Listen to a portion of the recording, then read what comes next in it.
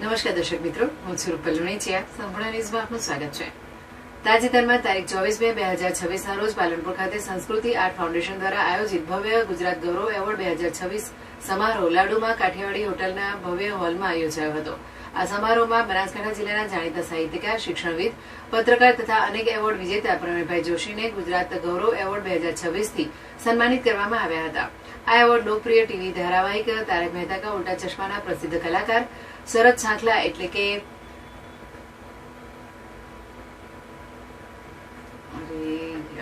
ભૂલી ગઈ, છેક સુધી યાદ હતું.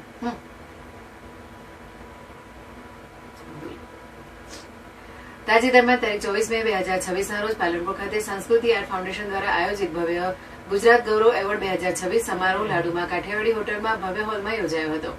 આ સમારોહમાં બનાસકાંઠા જિલ્લાના જાણીતા સાહિત્યકાર, શિક્ષણવિદ, પત્રકાર તથા અનેક એવોર્ડ વિજેતા પ્રવીણભાઈ જોશીને ગુજરાત ગૌરવ એવોર્ડ 2026 થી સન્માનિત કરવામાં આવ્યા હતા. આ એવોર્ડ લોકપ્રિય ટીવી ધારાવાહિક તારક મહેતા કા ઉલ્ટા ચશ્માના પ્રસિદ્ધ કલાકાર શરદ સાંખલા એટલે કે અબ્દુલ તથા ફિલ્મ નિર્માતા અને કલાકાર વિકાસ વર્માના હસ્તે અર્પણ કરવામાં આવ્યો હતો. એવોર્ડ પ્રાપ્ત કર્યા બાદ પ્રવીણ જોશીએ ઉપસ્થિત મહાનુભાવો અને આયોજકોનો આભાર વ્યક્ત કર્યો હતો. તેમણે ખાસ કરીને ગુજરાતના પેડમેન તરીકે જાણીતા નયન ચત્રારિયા તથા તેમની ટીમ અને સહયોગી સંસ્થાઓનો વિશેષ આભાર માન્યો હતો. આ પ્રસંગે સમગ્ર ગુજરાતમાંથી વિવિધ ક્ષેત્રોની નામાંકિત હસ્તીઓ ઉપસ્થિત રહી હતી. કાર્યક્રમમાં સાહિત્ય, કલા અને સામાજિક ક્ષેત્રે નોંધપાત્ર યોગદાન આપનાર વ્યક્તિઓનું સન્માન કરવામાં આવ્યું હતું.